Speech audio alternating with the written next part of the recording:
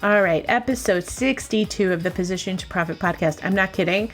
I literally did this intro, or I've done it a few times now, and for whatever reason, it keeps knocking out. But I'm back, I'm here, and I'm going to be sharing about the greatest asset in your business and some practical tips that you can apply to make the most of what I believe is a golden opportunity sitting right in front of you. Are you ready? I am. All right, let's go. Hey there, I'm Patty Dominguez. You're about to discover what it means to position your brand and your business to stand out. This show explores the stories of small business owners just like you who are bringing their message out to the world and impacting their tribe. So if you want to take your business to a category of one status, then hang with me because this podcast shares everything you need to know about how to be more prolific with your brand so that you can have more profits.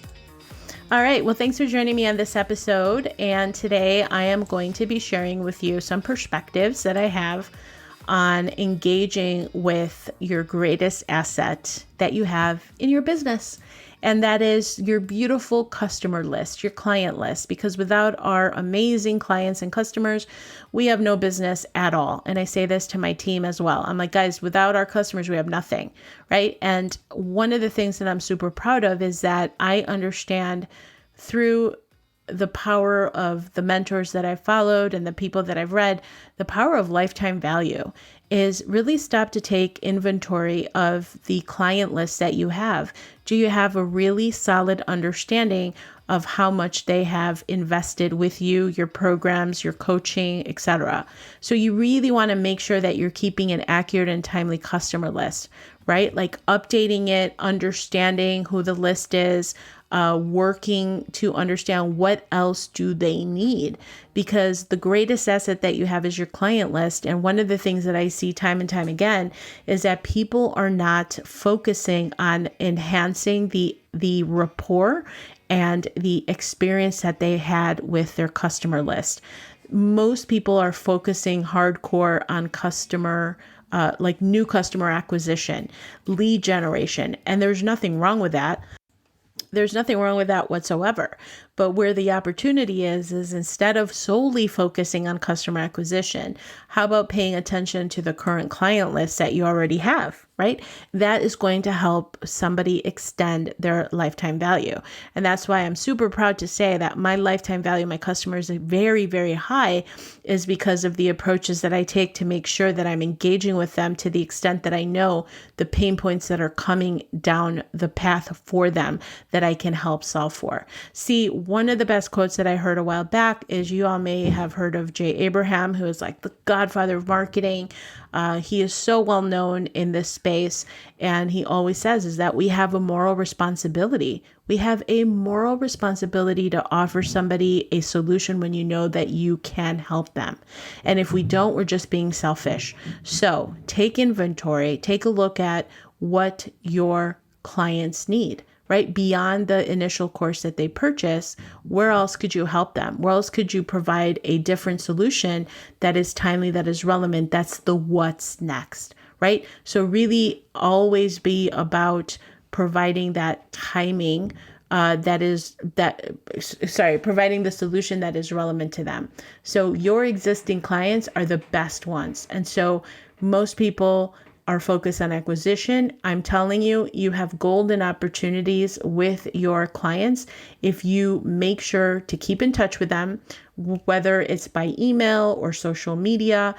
Customers want to feel, your clients want to feel that they're special and that you take special interest in them, okay?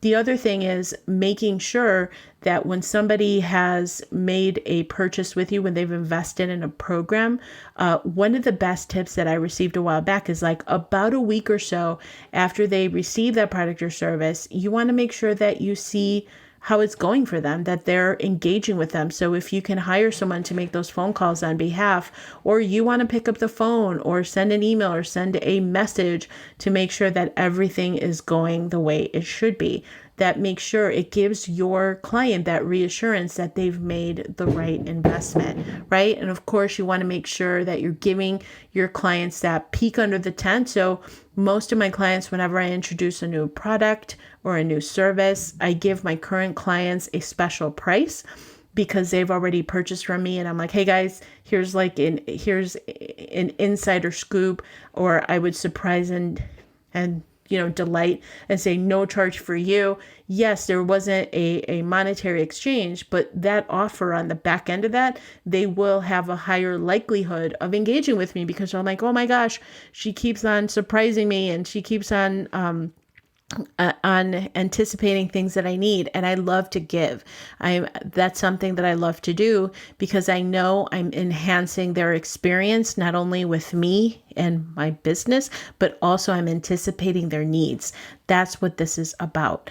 And so for your current client list, make sure that you're anticipating their needs. So take inventory. So if you have solved a problem with the sale of a course or a program that you've solved, what's next? What is the what's next that you know is going to be an obstacle, challenge, or hurdle for them that you can solve for?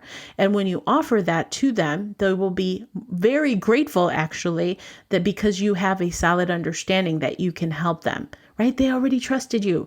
They already trusted you enough to invest with you. Why wouldn't they invest with you again, right? So that post-purchase really understanding the what's next, what are the next obstacles or landmines or challenges that you're going to be handling or dealing or not even knowing, like the blind spots that come up. And if you know that you can help them, like Jay Abraham said, you have that moral responsibility. So you definitely want to make sure that you're keeping an accurate customer base list of who has invested with you, where are they at, where else can you help them? So that life cycle of your customer base, and you don't have to get super fancy with it beyond just proper tagging, taking a look at where they are, keeping in touch with them, thanking them, really reselling how you can help them. And I use the good old fashioned, hey, let me know how I can support you, right? I'm here to support you. I'm here to make sure that we have the highest probability of helping you succeed with your course or your product or your coaching or whatever. So these are all simple things that you can do. It's just really caring.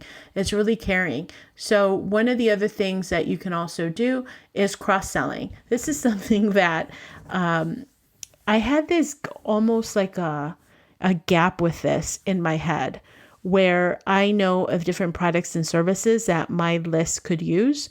And I would be really almost apprehensive about introducing somebody else's product or service, not because I didn't believe in it, because I would only recommend, and I only recommend the tools that I've personally used and adopted.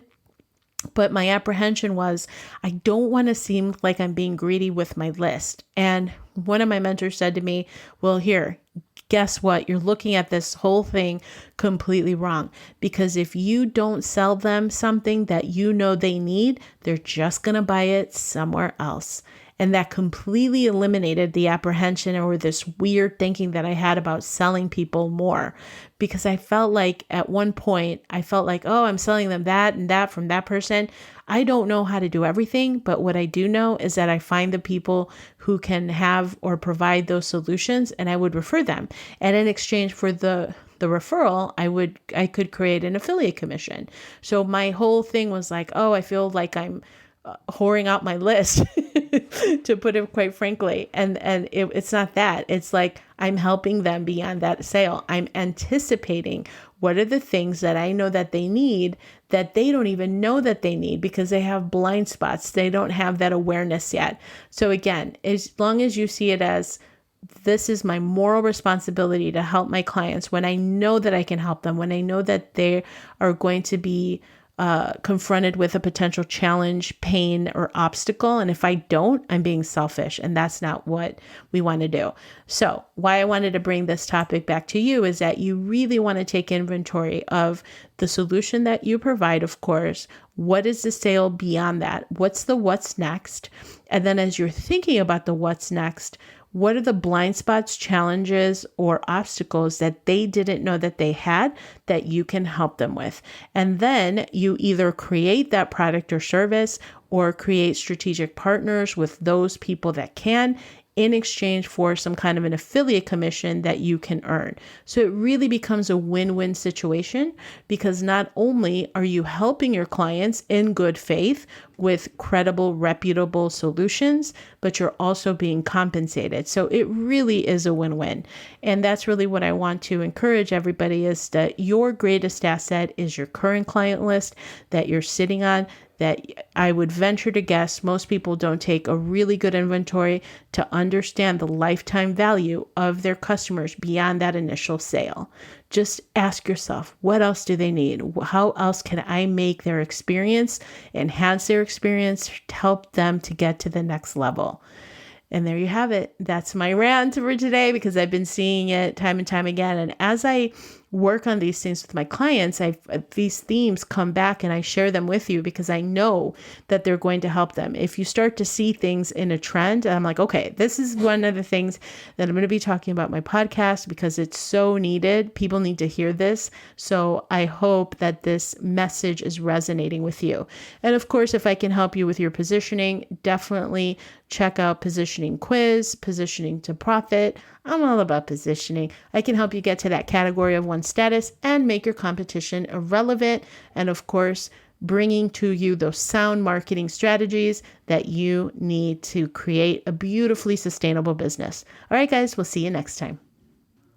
Thank you so much for checking out the Positioning to Profit podcast. If you haven't already done so, please make sure to hit that subscribe button so you don't miss any new episodes. And also, it would mean the world to me if you would take a quick moment to leave a rating and review on iTunes, Stitcher, SoundCloud, or your favorite podcast player. It really helps to get the word out about the podcast and, of course, the featured guests. And lastly, please make sure to connect with me on social media. Facebook, Instagram, Twitter, LinkedIn, I'm on all of them, and use hashtag positioning to profit so that I can search you out and connect that way too. All right, thanks so much. See you next time.